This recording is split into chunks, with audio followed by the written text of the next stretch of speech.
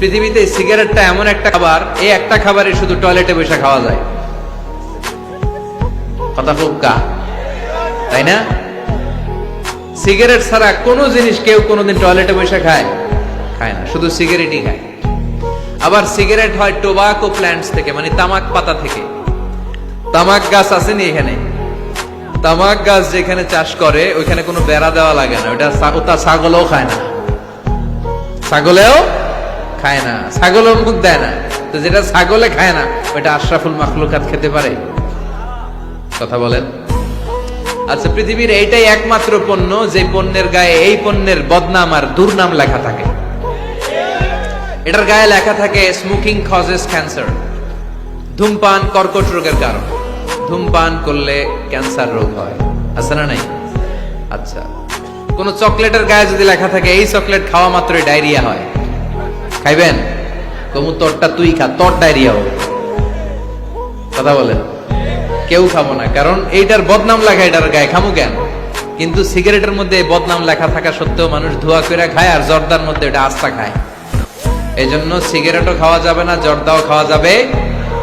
কোন আলিম যদি খান এটা ঠিক না, ওই ভাইকে বলবো আপনি ছেড়ে দেন, আস্তে আস্তে অভ্যাস করেন, পারবেন।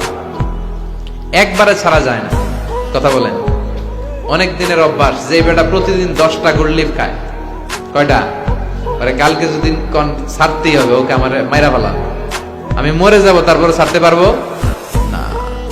ওরে খাইতে দিতে হবে। কি দিতে হবে? ওরে কমায় কমায় খাইতে দিতে হবে। ওরে বলতে হবে কালকে থেকে 9টা করে খান। কয়টা করে? যে 10টা খায় ওর 9টা খেলে চলবে না? চলবে। পরের সপ্তাহে 8টা করে খান, এরপরের সপ্তাহে 7টা। ওরে খাইতে দিতে হবে কয়েক মাস, তারপরে 5টা, এরপরে 2টা। যেই সপ্তাহে ও 2টা করে খায় অভ্যস্ত, এরপরের সপ্তাহে একটাও খাইতে পারবে, ঠিক কিনা? যেই সপ্তাহে ও 1টা করে খাইলেও চলে, এরপরের সপ্তাহে না খাইলেও চলে। কথা বলেন। এই যে মদ হারাম হয়েছে গ্রাজুয়ালি, প্রথমে বলছে এটার মধ্যে কিছু উপকার আছে, ক্ষতি আছে, তবে উপকারের চেয়ে ক্ষতি বেশি। ইসমুহুমা আকবারু মিন নাফাইহিমা। সাহাবারা কয় তাহলে তো কমাই দিতে হবে। সাহাবারও মদ খাইতো, ওমরে ফারুক মদ খেতেন, মদ খাওয়ার রাজা ছিলেন উনি। এরপরে সাইয়েদনা আলী রাদিয়াল্লাহু তাআলা আনহু মদ খেতেন, সব সাহাবারা মদ খেতেন, কারণ তখন এটা জায়েজ ছিল, নিষেধাজ্ঞা আসে নাই। যখন বলা হলো ক্ষতি আছে বেশি, খাওয়া কমাই দিলেন।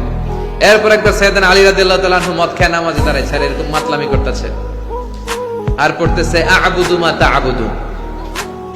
লা আ'বুদু মা তা'বুদুনের জায়গায় মাতলামের সেটা কি পড়ে? আ'বুদু মা তা'বুদুন। লা আ'বুদু মা তা'বুদুনের অর্থ হলো, কাফিরেরা তোমরা যে মূর্তির পূজা করো আমরা ওটার পূজা করি না। উনি লা বাদ দিলে অর্থ হয়ে গেছে তোমরা যেটার পূজা করো আমরা ওইটারই করি। ভেজাল আছে না নাই?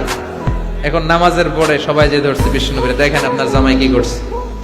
তখন আয়াত নাজিল হলো লা তাকরাবুস সালাতা ওয়া আনতুম সুকারা। মদ খাইও, তবে মদ খাইয়া নামাজে দাঁড়াইও না। তখন 5টা টাইমে মদ খাওয়া নিষেধ হয়ে গেল, কারণ নামাজ কয় ওয়াক্ত? 5 ওয়াক্ত খাইতে পারে না, রাতে ঘুমানোর আগে একটু একটু খায়। এরপরে আল্লাহ ইন্নামাল খামরু ওয়াল মাইসির ওয়াল আনসাব ওয়াল আজলাম রিজসুম মিন আমালিশ শাইতান ফাজতানিবুহু। এরপর চিরকালের জন্য মদ জু আল্লাহ হারাম করে দিলেন। আল্লাহ একবারে হারাম করলে ভয়ঙ্কর অবস্থা হতো, আল্লাহ ধীরে ধীরে হারাম করলেন। তো যারা এই জর্দা সিগারেট খান তারা আস্তে আস্তে কমাবেন।